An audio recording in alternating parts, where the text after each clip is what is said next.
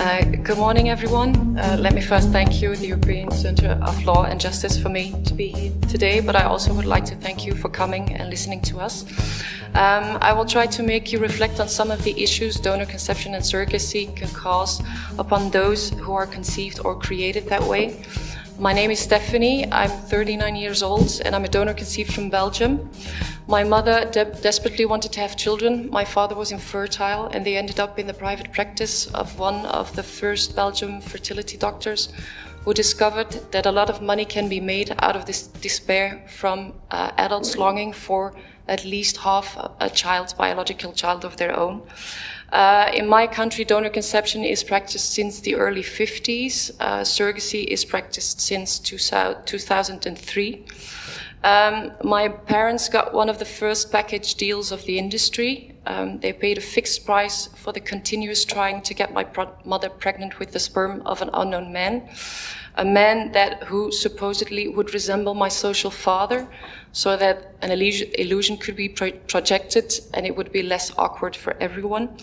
My mother needed to take hormones and she got inseminated with sperm, and in January 1979 she gave birth to a set of triplets. Let me allow to introduce to you my siblings. To the left there's my sister Sophie. In the middle, that's my brother Bernard, and to the right, that's me. My parents got the advice never to tell the truth. Pretending became a new form of parenting. Nevertheless, I always felt that something didn't add up in the family that I grew up in, because I had nothing in common with the man I used to call my father. Yet, like any innocent child, I yearned for his attention and his affection and his love, but I never seemed to meet up to his and his family's expectations. At the age of 25, we discovered that we were donor conceived. At first, I thought it was a bad joke, because firstly, how could the two adults, the person that I trusted the most in my life, were able to withhold fundamental information from me, not only from me, but also from my siblings, and lied to us? Secondly, how could a doctor enable such kind of practice merely out of financial gain and a bit of fame? And thirdly, the other part is, how could somebody part from their own flesh and blood and abandon them and by giving them away to complete strangers? So I went to an identity crisis at the age of 25. For over 25 years, I had reflected myself upon a man and a family I didn't descend from. So from a false identity, I went to half of an identity, but I was instantly curious to know who my actual biological father was. It's strange to realize that there's somebody out there to whom I share the half of my being with, someone that exists because I exist, but I'm not allowed, or he and I are not allowed to know one another. And the same goes for the 100 siblings I could have spread over all the global and the world. So me and my sister, we started our search, but we were instantly blocked. We weren't allowed, files were destroyed, and many told us that we just needed to be very grateful to be alive and keep quiet. And for a while we did keep quiet, but there's always a point of no return. And for me, my point of no return was when I became a mother. And I'm going to show you a picture, because for me this picture makes the invisible visible and makes the missing part undeniable. And this is a picture, and to the left on top, the black and white picture, is a picture of my husband when he was a little child. The picture to the right of him is a picture of our daughter. The picture underneath our daughter is a picture of me when I was little, and to the left of me, there's a picture of our son. So it's kind of like being able for me to reflect for the first time in my life in another human being made me also realize that my heritage and my ancestry matter. And it's a fundamental part of someone's identity. This shouldn't be up for a debate. Knowing the family where you come from is important for anyone. Even the same goes for having access to your full medical information, history, because I'm not allowed to know my full medical history. Is important, so why shouldn't it be, or isn't it automatically granted for donor-conceived or children born out of surrogacy. If we are not granted that fundamental basic right, we are just commodities, enabling adults to create restricted frames or families, as they call it. We need to realize that it goes at the expense, the welfare, the interests of current and future generations.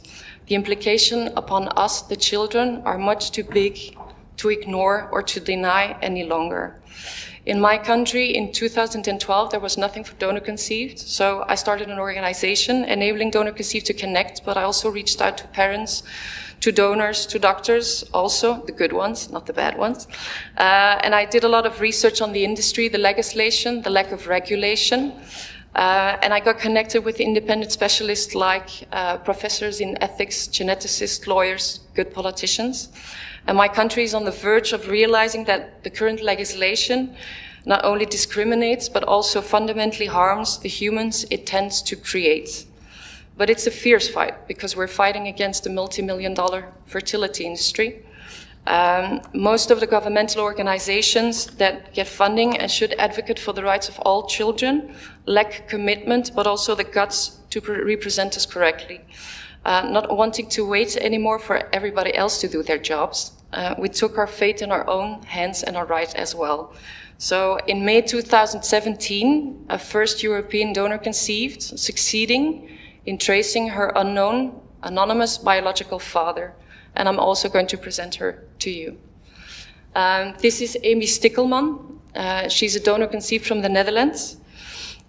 She was able to find her biological father through DNA testing with international DNA databanks.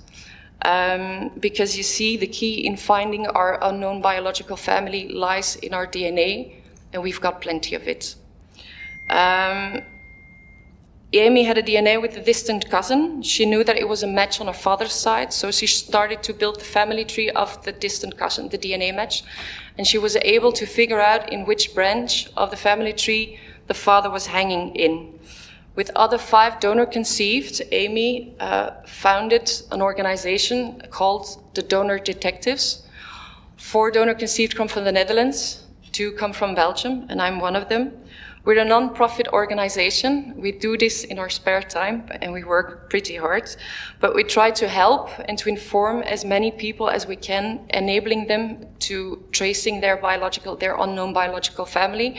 And that goes for donor-conceived, but we also get questions of donors. We get questions of the legal children of donors who are also having an interest in being able to track down their half-siblings, those who know that their fathers or their mothers donated sperm or eggs. But I also have requests from grandparents looking for their unknown biological grandchildren. So far, we were able to help 156 donor-conceived to find another half-sibling, and 23 donor-conceived were able to find or trace their unknown biological parents. The numbers are clean-cut, but behind them there are stories of great complexity, disenchanted grief, and deeply affected lives. Donor-conceived have to deal with all of this on our own with no professional help, because those responsible are getting a free pass in accountability.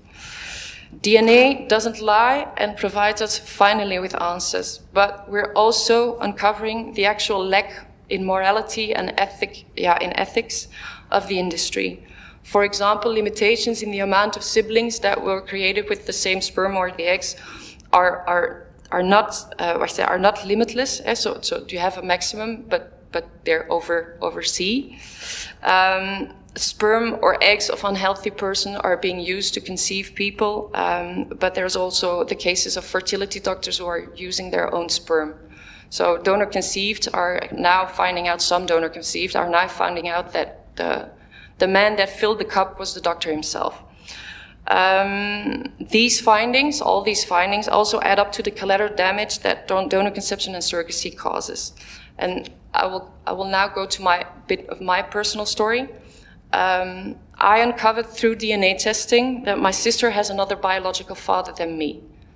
So I'm going to try and make you drop, that the penny will drop. I told you that I was part of a triplet, so why could it be possible that we have different fathers? It's simply due to the fact that the fertility used a cocktail of different sperm samples. He thought it was a good idea. He didn't inform my parents about it. And for me, it proves that he couldn't care less how it would affect us, the children. And I really think that our integrity and our dignity are being violated and have been violated. And it's also very complex because now we're on the hunt for two different men. I have also a call of action to make for those who are here today. I urge you, policymakers, to take your responsibility and begin to realize that by allowing and facilitating the mass production of children without considering and protecting their fundamental basic rights, interest and welfare, we as a society, we fail short. And I also want to urge you in trying to fund donor-conceived organizations, or at least give us a voice or a correct seat at the table when our interests are being discussed. You should owe them that much. So thank you for your attention.